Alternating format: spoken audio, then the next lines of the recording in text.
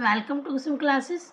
तो बच्चों, आज की इस वीडियो में हम करेंगे क्लास 9th की मैथ एक्सरसाइज 2.1 का क्वेश्चन सेकेंड। ठीक है बच्चों, तो क्वेश्चन सेकेंड देखिए क्या है कि निम्नलिखित में से प्रत्येक में एक्स स्क्वायर का गुणांक लिखिए। ठीक है बच्चों, हमें किसका गुणांक लिखना है? एक्स स्क्वायर का। तो बच्चों देखिए, हमारे सामने ये पद दिया गया है।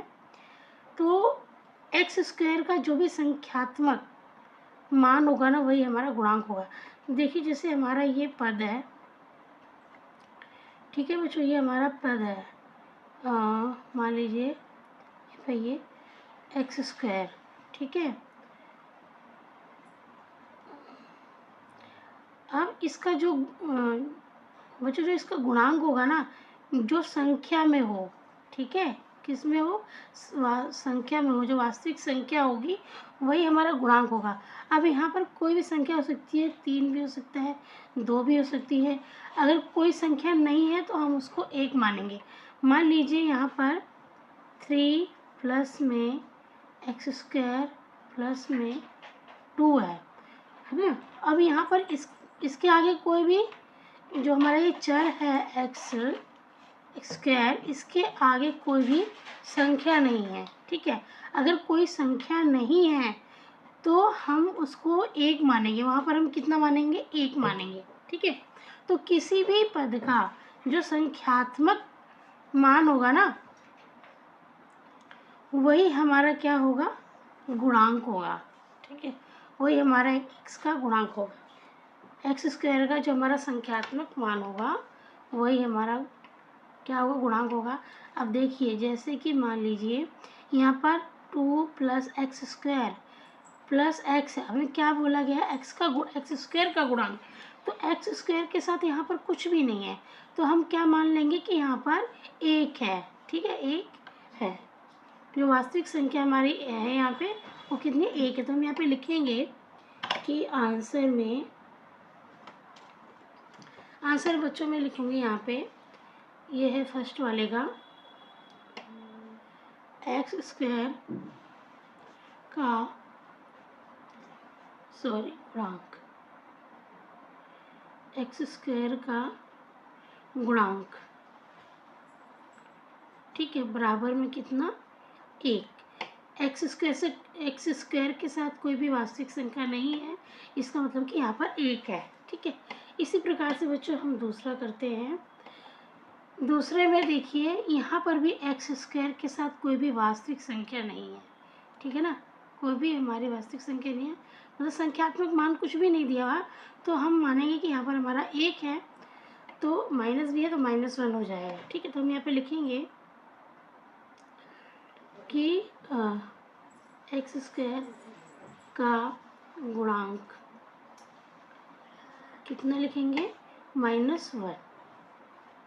ठीक है, -1। एक्स स्क्वायर का गुणांक हमारा कितना हुआ? -1 हुआ। कोई संख्या नहीं तो यहाँ पर हमारा 1 होगा। देख लीजिए अभी थर्ड है। अब यहाँ पर एक्स स्क्वायर का गुणांक क्या है? क्या है गुणांक बच्चों? x बटे में 2 है। ठीक है, क्या है? x बटे में 2 है। किसी किसी की बुक में यहाँ पे पाई बटे 2 होगा। ठीक है, तो हमारा एक्स स्क्वायर का गुणांक क्या होगा? पाई बटे में 2। इसमें हमारा थर्ड वाले में एक्स स्क्वायर का जो गुणांक होगा कितना होगा? x बटे में 2। अब यहाँ पर आप जिसकी बुक में x बटे 2 है वो x बटे 2 लिख लेंगे, और जिसकी बुक में पाई बटे 2 होगा वो पाई बटे 2 लिख लेंगे। ठीक है, देखिए फोर्थ है बच्चों,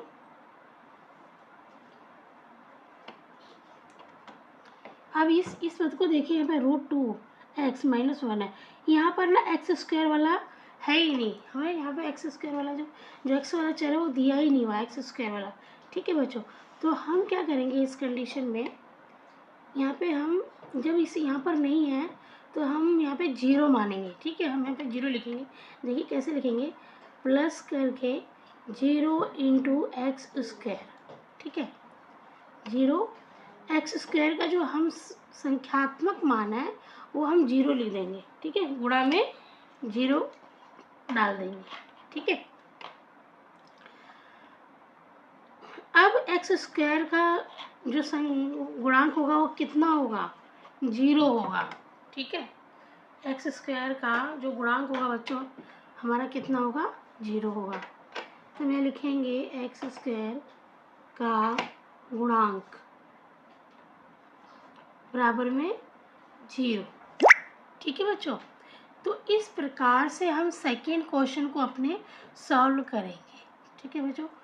बहुत ही छोटा है ये क्वेश्चन, ज़्यादा लेंथी नहीं है, तो उम्मीद करती हूँ आपको समझ में आ गया होगा।